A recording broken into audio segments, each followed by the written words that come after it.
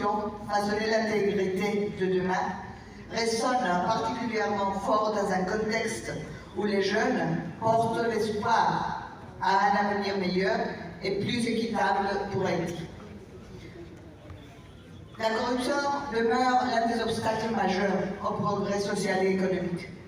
Elle détruit la confiance dans les institutions, compromet l'accès équitable aux services essentiels et perpétue les inégalités. Pourtant, la jeunesse représente une force transformatrice capable de briser ce cercle vicieux. Les jeunes ne sont pas seulement notre avenir, ils sont notre présent. Investir dans leur potentiel aujourd'hui, c'est investir dans des sociétés justes et inclusives demain. Aujourd'hui, les jeunes sont au cœur des défis mondiaux, qu'il s'agisse de la lutte contre les inégalités sociales, de la défense des droits humains, de la transition énergétique ou des mouvements pour une gouvernance plus inclusive et transparente. Leur mission novatrice et leur capacité à remettre en question les normes établies ouvrent la voie à des solutions concrètes et durables.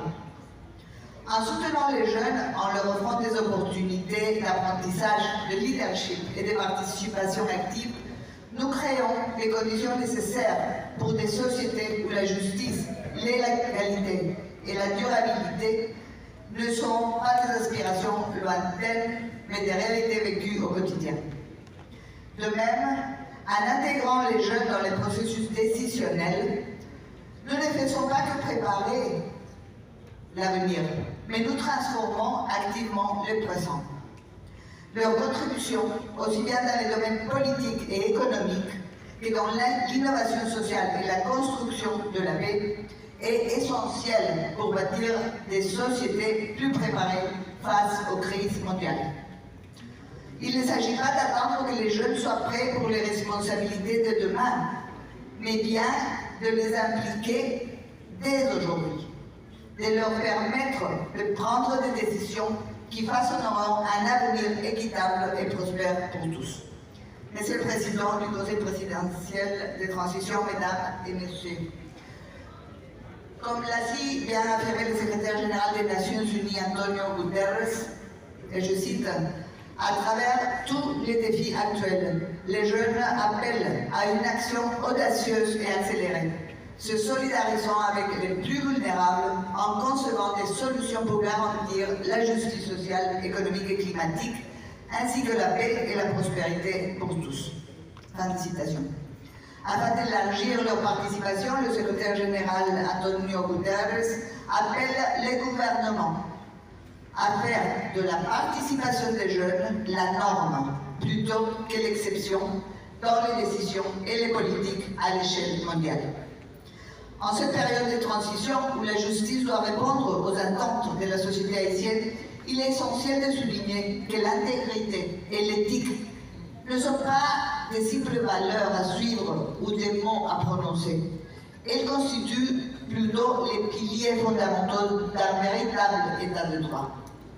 Dans ce contexte, la Convention des Nations Unies contre la corruption est plus pertinente que jamais pour Haïti dans sa lutte contre la corruption et pour la promotion de la transparence, de la responsabilité et de la bonne gouvernance.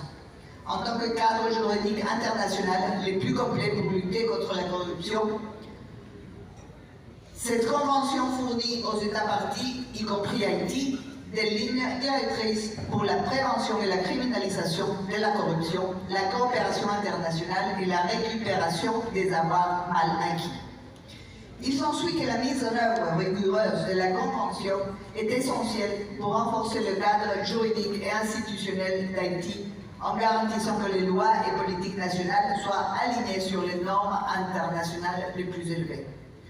En ce sens, il vous souviendra que l'unité de lutte contre la corruption a été créée il y a 20 ans, on l'a vu, avec pour mission de protéger les biens publics, d'assurer une gestion honnête et efficace de l'administration publique et de renforcer la confiance des citoyens dans les institutions de l'État.